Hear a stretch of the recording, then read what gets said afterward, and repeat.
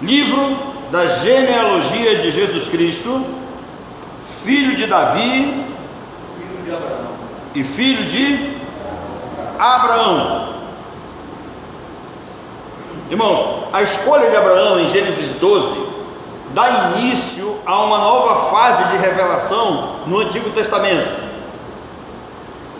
Até a escolha de Abraão, nós temos um cenário. Com a escolha de Abraão, muda tudo. Deus se revelou, Abraão o conheceu e passou a servi-lo e andar nos seus caminhos. De Abraão, Deus levantou uma grande nação, pura, separada das práticas ímpias e pagãs das demais nações. Essas nações que eram politeístas. Deus então escolhe Abraão, de Abraão ele cria uma nação monoteísta. E eles tinham essa incumbência, os judeus tinham essa responsabilidade de trazer o mundo para o monoteísmo. Contam os sábios judeus que um dia Abraão estava olhando as estrelas do céu e Deus veio até ele. Deus converteu o coração de Abraão, que passou a testemunhar de Deus em meio à sua parentela pagã. Abraão começou a pregar: há um só Deus, não muitos deuses. Olhava para o seu povo e dizia: olha, o sol não é Deus, a lua não é Deus, a pedra não é Deus, a cobra não é Deus. Existe um só Deus, um Deus que é criador de todas as coisas. Nós não o vemos, mas ele existe. Há um só Deus, criador dos céus, da terra e de todas as coisas que nós vemos. Contam os sábios rabinos que Tera, pai de Abraão, tinha uma loja de ídolos. Interessante isso, tá? Isso aqui é uma dessas histórias que ilustram, que preenche essas coisas que nós não sabemos da vida desses grandes homens de Deus. Isso aqui é uma lenda.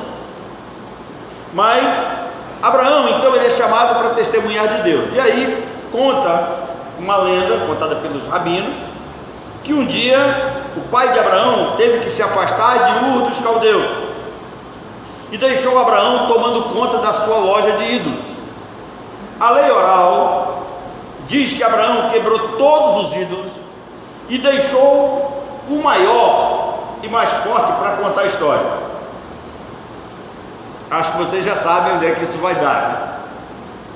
Então, Tera se afasta, Abraão fica tomando conta da loja de ídolos do pai, ele quebra todos os ídolos e deixa o maior e mais forte para contar a história.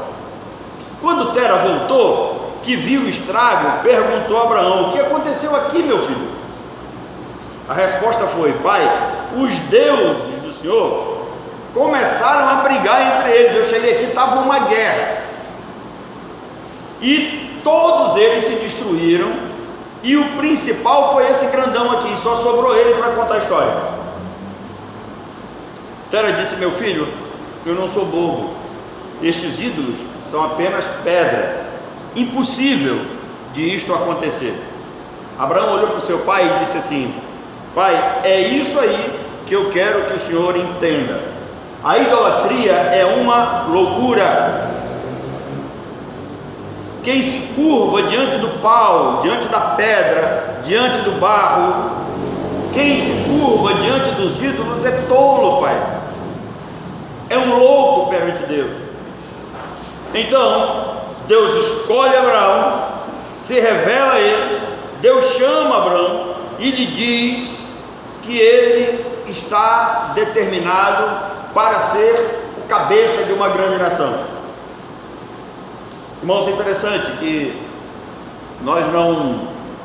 as pessoas não conseguem ler a história colocando ao lado as questões doutrinárias. Nós não podemos ler a Bíblia fora da teologia e da doutrina. Todo texto, ele tem história, ele tem cultura, ele tem economia, ele tem doutrina, ele tem teologia. E nós não podemos pegar a Bíblia. A Bíblia não é um livro comum, da qual nós saímos lendo e fazendo uma interpretação propriamente particular ou do jeito que nós entendemos. Então nós estamos diante de um fato. Deus vai a Abraão, Deus determina na sua livre, soberana escolha: eu vou escolher Abraão. Quem é Abraão? Pagão lá de Ur dos Caldeus, idólatra, seu pai idólatra, a ponto de contarem essas histórias. E Deus vai e se revela a ele. E Deus não só se revela a ele. Abraão, quando começa a pregar quem é o Deus de Israel, Deus vai aparecendo outras vezes a Abraão. E no capítulo 15 de Gênesis, Deus diz assim: olha, Abraão, eu vou fazer de você de fato uma grande nação. Agora eu quero dizer uma coisa para você, que você não sabe, mas está predestinado. A tua geração, ou seja, a tua descendência, a tua posteridade, ela será peregrina em terra estranha e vai ser escravizada por 400 anos. Então, esse homem nem começou ainda o seu ministério, ele só está falando daquilo que ele recebeu, daquilo que ele viu de Deus. Está falando para o seu povo, para as pessoas à volta, que pau, a pedra, cobra, sol, lua não é Deus. Existe um Deus que eles desconhecem, mas que Abraão agora conhece. E Abraão está falando para eles. E aí Deus diz para ele: olha, sabe que a tua posteridade vai ser escravizada por 400 anos. E aí Deus vai trazendo uma revelação progressiva para Abraão, como é a nossa revelação nas Escrituras. À medida que lemos e que estudamos, nós vamos recebendo também uma revelação progressiva, mediante a iluminação do Espírito Santo. E um determinado dia Deus diz para ele: Abraão, em ti serão benditas todas as famílias da terra. Preste atenção: em ti serão benditas todas as famílias da terra. O que isso significa? Olhando para a história, um dia 5 reis invadem Sodoma e Gomorra, ou invadiram Sodoma e Gomorra, e Abraão vai ter lá, derrota os reis e devolve os bens a Sodoma e Gomorra. Olha o potencial desse homem, um homem rico, com praticamente um exército à sua volta. E aí tem aqueles despojos de guerra. Presta atenção: Abraão venceu os reis, pegou os bens que eram de Sodoma e Gomorra, devolveu, e os bens que ele tomou desses reis derrotados, isto chama-se despojo de guerra. O despojo de guerra pertence àquele que vence a guerra. Então Abraão pega esses despojos, são os bens que Abraão ganhou, e aí aparece um ser misterioso que recebe o dízimo de tudo que Abraão ganhou. Esse ser misterioso a Bíblia chama de Melquisedeque. A história bíblica vai nos dizer que Melquisedeque, ele não tem genealogia, não aparece aqui. Então Melquisedeque, que recebe o dízimo de Abraão, ele recebe Abraão com pão e vinho. Aqui já é um prenúncio da ceia. Pão e vinho então entra em cena. Melquisedeque, ele é rei de Salém. Os sábios rabinos dizem que Salém é Jerusalém. Ele também, além de ser rei de Salém, ele é sacerdote do Deus Altíssimo, Deus que está em posição suprema, acima de tudo e de todos. Então, Deus que é Senhor, Deus que está numa posição suprema, Deus que está acima de tudo e de todos. Melquisedeque, então, ele nos é apresentado como servo do Deus Altíssimo, como sacerdote do Deus Altíssimo. Ou seja, Melquisedeque aqui faz o papel daquele que se relaciona com Deus, daquele que é íntimo de Deus, daquele que recebeu o ministério de Deus. E ao trazer pão e vinho, o sacerdote, ele está realizando uma cerimônia de iniciação. Você, para fazer parte dessa igreja, você teve que passar por uma cerimônia de iniciação. Ou você, para fazer parte de uma igreja, você teve que fazer parte de uma cerimônia de iniciação. Que cerimônia é essa? O batismo. Então aqui, Abraão está participando de uma cerimônia de iniciação. Melquisedeque estava recebendo Abraão na sua fé, estava recebendo Abraão na sua religião, estava recebendo Abraão como aquele que Deus enviou para se tornar testemunha do Deus Altíssimo. Abraão estava então ali recebendo as boas-vindas de Melquisedeque, com os elementos que representam a pessoa do nosso Senhor e Salvador Jesus Cristo: pão e vinho.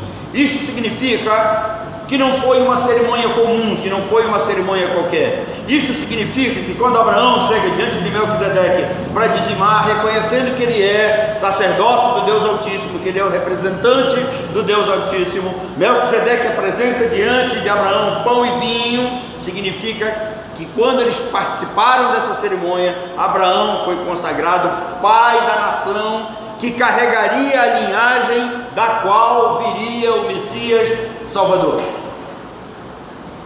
Se nós sabemos que Jesus Cristo é o nosso Emanuel, o que é? O nosso Deus conosco, que ele vem e encarna, ele vem e encarna dentro da linhagem abraâmica.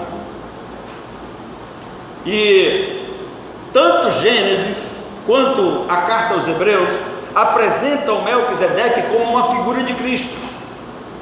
Dentro da tipologia bíblica nós vamos ver que Melquisedeque é uma figura, um tipo de Cristo.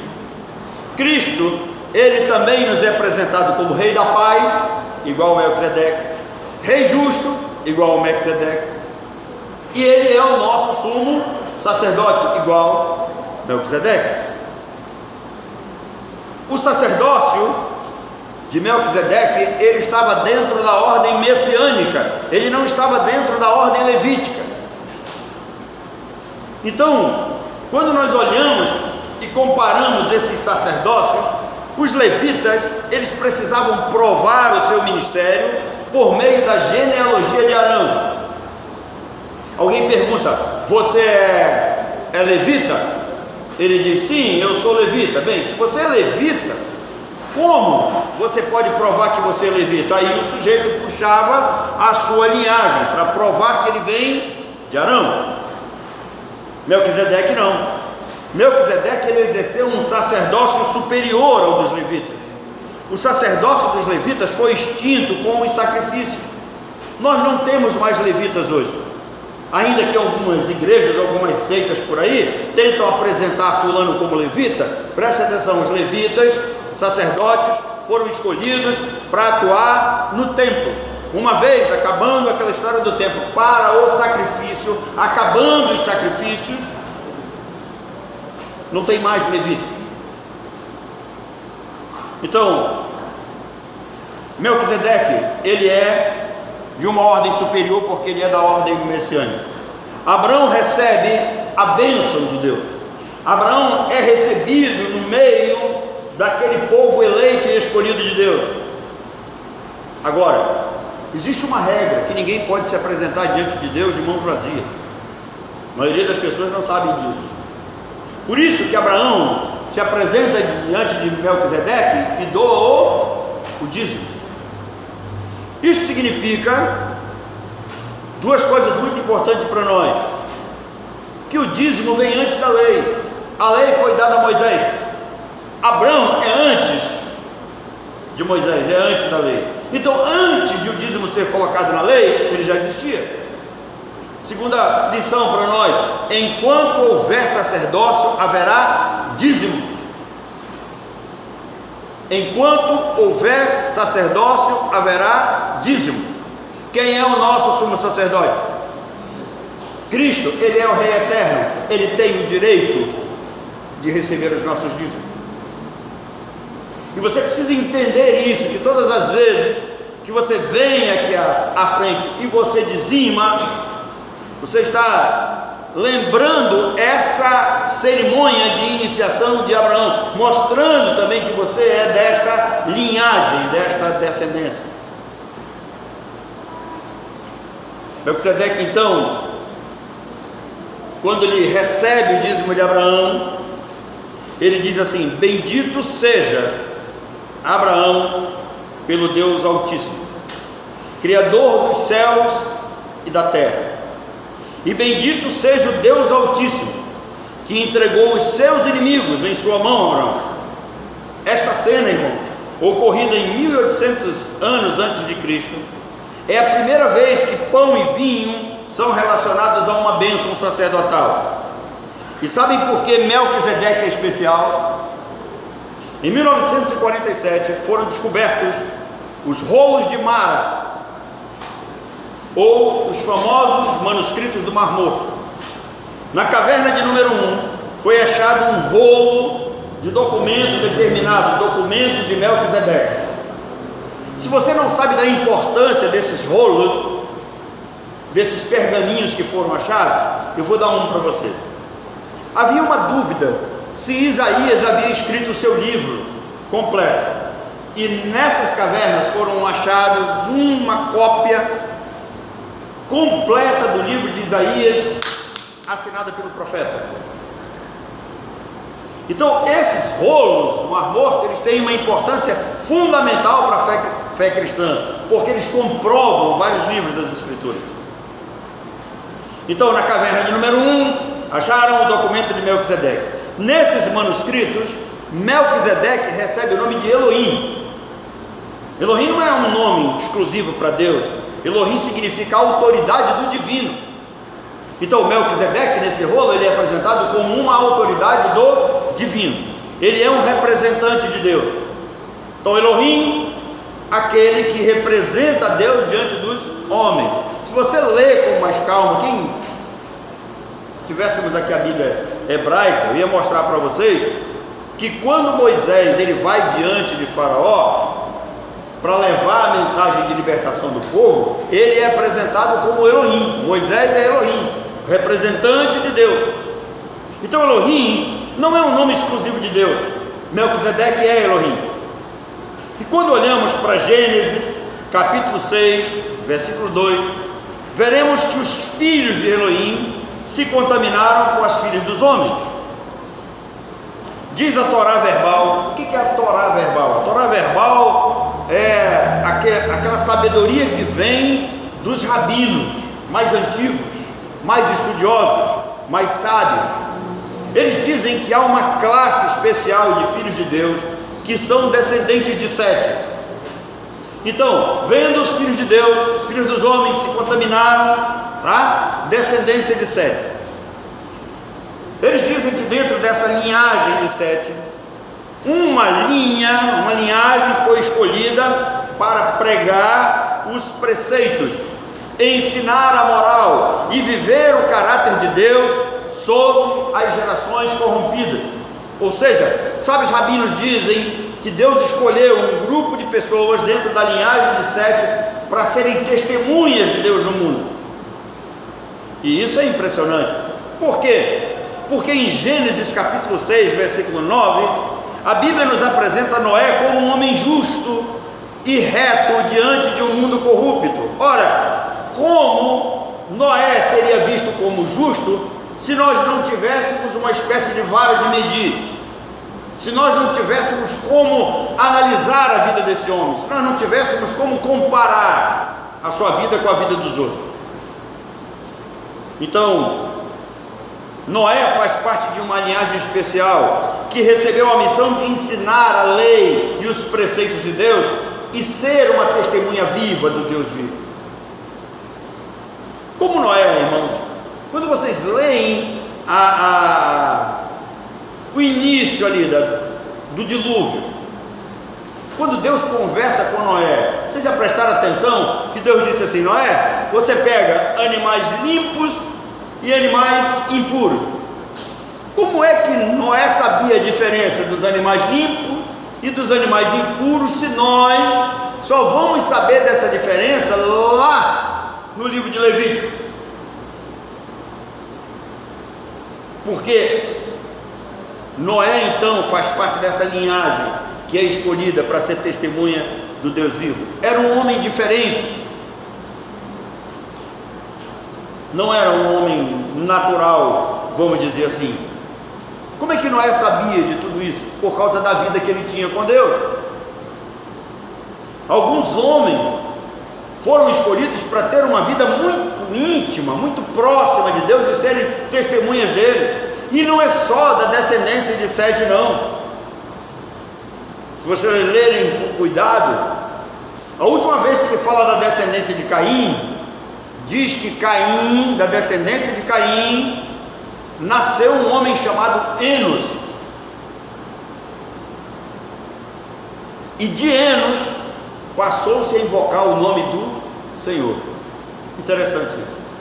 Então existe um grupo que foi escolhido por Deus para invocarem o nome do Senhor, para terem comunhão com o Senhor.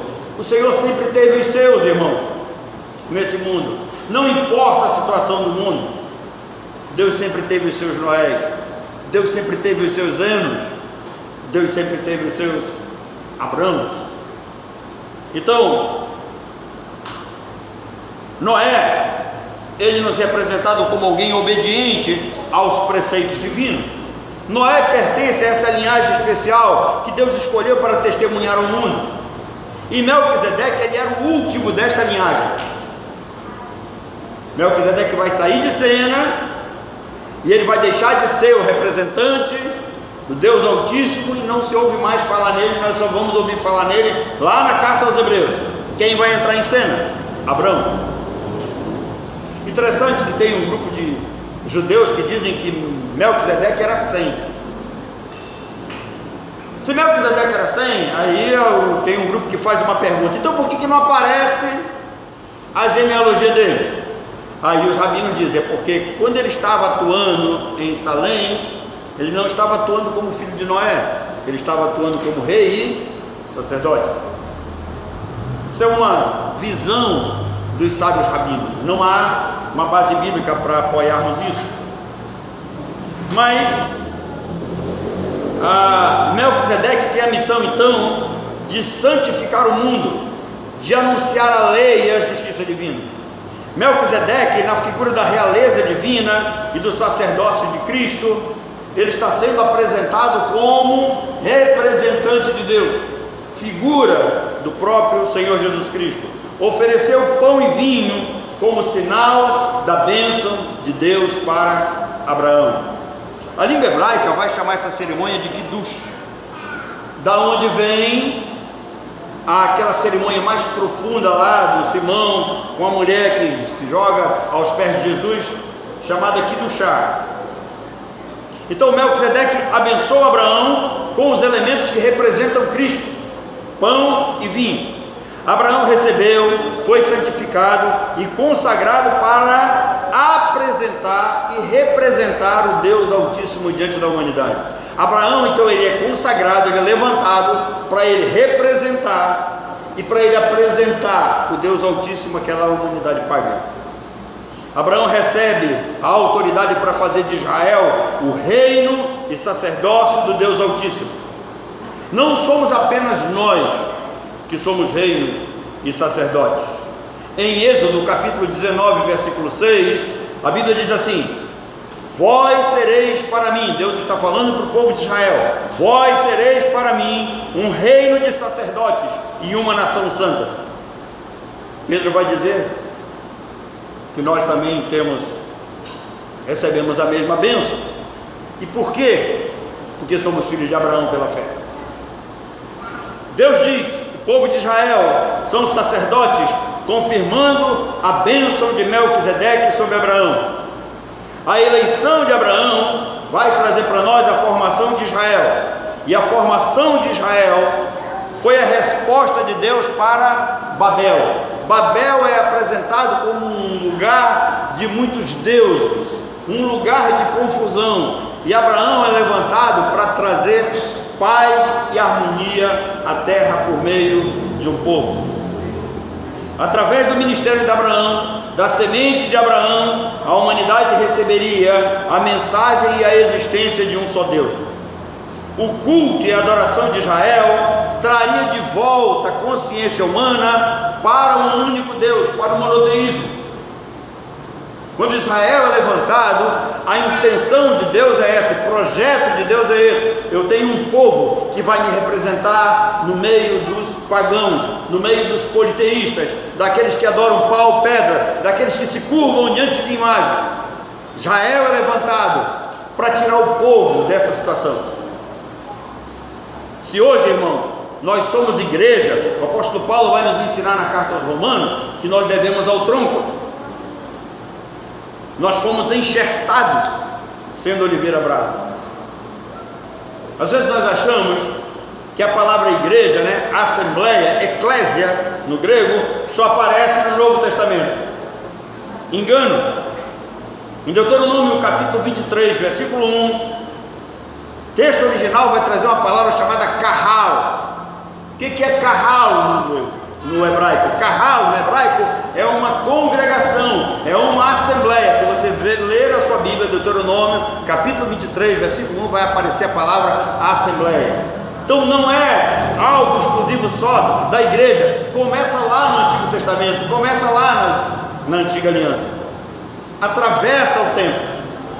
Então Israel falha no seu projeto de apresentar e de representar Deus. Deus então corta Israel e coloca a igreja lá. Nós fomos enxertados. Isso cria, irmãos, um elo que liga a escolha de Abraão com a vinda de Jesus. Muitos crentes hoje não percebem isso. Cristo veio para fazer o que a nação de Israel deveria ter feito: pregar o monoteísmo, apresentar um único Deus ao mundo politeísta. Eles falharam.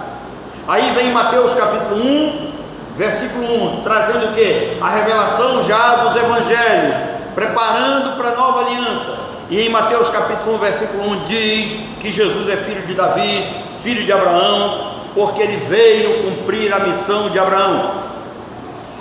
Que missão é essa? Abençoar todas as famílias da terra. Preste atenção que isso não significa salvar. Jesus não veio salvar todas as famílias da terra, mas sim trazer os eleitos à conversão e à adoração ao único Deus verdadeiro. E esse projeto de Deus atinge todos os lugares da terra. Certamente nós não teremos todas as pessoas da terra salvas, mas nós teremos discípulos de todas as nações. No céu nós teremos discípulos de todas as nações. Na Nova Jerusalém nós teremos discípulos de todas as nações. Então Jesus não veio salvar todas as famílias da terra, mas ele veio tirar eleitos que estão em todas as famílias da terra, todos os povos da terra, livrando estas famílias da idolatria, para ser o povo de Deus dentro de uma nova aliança. Em Cristo a nossa adoção ela é compartilhada com Abraão. Cristo, filho de Abraão, e nós, filhos de Abraão. Por isso Paulo diz que nem todo filho de Abraão é de fato israelita. A promessa foi para Isaac e não para Ismael. Agora, Ismael, né? Hebraico. Os descendentes de Ismael também são filhos de Abraão, correto? Mas eles não são os filhos da promessa. Eles são filhos de Abraão, mas não são filhos da promessa. Paulo diz que nem todos os descendentes de Isaac são filhos da promessa, porque os filhos da promessa, eles seguem os passos e andam nas pegadas de Abraão. Irmão, é interessante, irmãos, é muito interessante isso. Sabem por quê? Porque até os judeus eles têm que seguir as pegadas de Abraão, e as pegadas de Abraão devem ser seguidas pela fé e não pela lei. Então tem muita gente que vai nascer debaixo da lei, vai ser ensinado pela lei e vai morrer dentro da lei, nunca vai conhecer a graça. Infelizmente isso, porque nem todos da descendência de Abraão são de fato israelitas. Aí Paulo vai dizer quem são os israelitas hoje: aqueles que receberam Jesus pela fé. Por isso que salvação é pela graça por meio da fé, não é pela lei. Nós não estamos mais presos a lei nenhuma. Infelizmente tem muita gente que não consegue entender isso. Por falta de quê? Falta de conhecimento das Escrituras. Os filhos da promessa, eles seguem os passos de Abraão, eles andam nas pegadas de Abraão. O reino, ele não foi prometido aos filhos de Adão. O reino de Deus não foi prometido aos filhos de Noé. O reino de Deus é para os filhos de Abraão, filhos da fé. Gálatas capítulo 3, versículo 29 diz assim: e se sois de Cristo, também sois descendentes de Abraão e herdeiros segundo a promessa. Ou seja, a fé dos filhos de Abraão, a fé salvífica, que é dom de Deus, exclui o antecedente sanguíneo. Sabe o que significa isso? Para ser filho de Deus em Cristo, filho de Abraão, você não precisa ser judeu, porque a fé vem nos adotar nessa família. Você não precisa ser descendente direto de Isaac, porque em Cristo você se tornou filho de Abraão. Em Cristo os salvos, os eleitos, se tornaram filhos de Abraão. Porque se você é de Cristo, você é filho de Abraão e herdeiro da promessa. Se você é de Cristo, você já herdou o reino. Se você é de Cristo, você está na luz, e você deve ser luz para as nações da terra. A mesma forma como Jesus disse para os seus apóstolos escolhidos: vós sois a luz do mundo. Se você é de Cristo, você é bênção para todas as famílias da terra, ou nós temos a responsabilidade de sermos bênção para todas as famílias da terra, porque pela fé em Cristo você foi feito filho da promessa, filho de Abraão. Deus disse que a descendência de Abraão seria como as estrelas do céu. Interessante isso. E não só como as estrelas do céu, né? O que Deus está dizendo? Que a descendência de Abraão seria grande, visivelmente numerosa, mas impossível de contar, certo? Agora, tem um porém.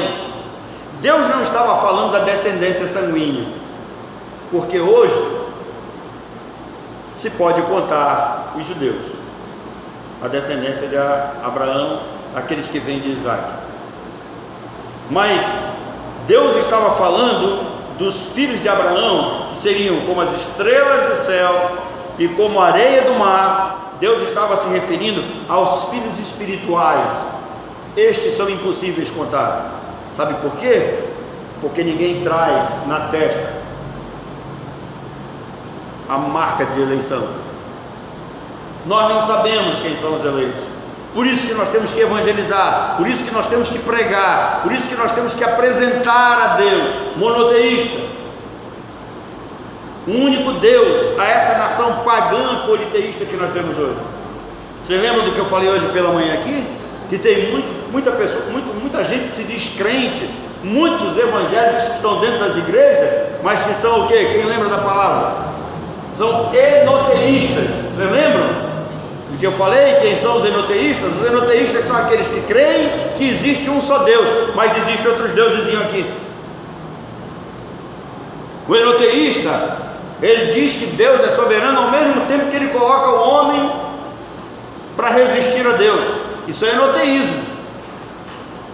É triste ver alguns dizer assim: não, Deus quer salvar, mas se o homem não quiser, Deus não pode fazer nada. Enoteísmo. Então, quando Deus está falando que a descendência de Abraão seria como as estrelas do céu e como a areia do mar, Deus estava se referindo aos filhos espirituais e aos filhos da fé. Deus tinha em mente os crentes, os santos, os eleitos. Vamos colocar então um acabamento aqui e fixar algumas lições práticas. Número 1, a maioria dos crentes ainda não entendeu o que significa ser filho de Deus nesse mundo. Essa maneira convencional de fazer discípulos, impede essa compreensão. Por quê? As pessoas ouvem: aceite Jesus, levante a sua mão, vem aqui na frente. As pessoas não entendem o que significa então ser essa descendência de Abraão pela fé. Essa maneira acaba impedindo as pessoas. Para ser filho de Deus, tem que ser filho de Abraão pela fé que vem do Messias. Os filhos de Abraão, eles receberam pela fé Cristo todas as promessas de Abraão. Muita gente não tem consciência disso, de que nós recebemos pela fé todas as promessas que foram dadas a Abraão. Que promessas são essas? Ressurreição gloriosa, arrebatamento, julgamento do mundo. Nós vamos julgar os anjos caídos, nós vamos receber galardões, nós vamos morar na Nova Jerusalém, entre outras promessas. Essas promessas foram dadas a Abraão. e essas promessas foram passadas para a descendência de Abraão. Essas promessas foram cumpridas em Cristo, e Cristo está passando para nós, está sendo cumprido em nós. Os filhos de Abraão pela fé são luz para as nações, com o dever de anunciar e mostrar ao mundo que existe um só Deus, que esse mundo precisa sair da idolatria. Os filhos de Abraão são uma bênção para todas as famílias da terra, porque apresentam Cristo como o Messias, que veio a esse mundo cumprir todas as promessas dadas a Abraão.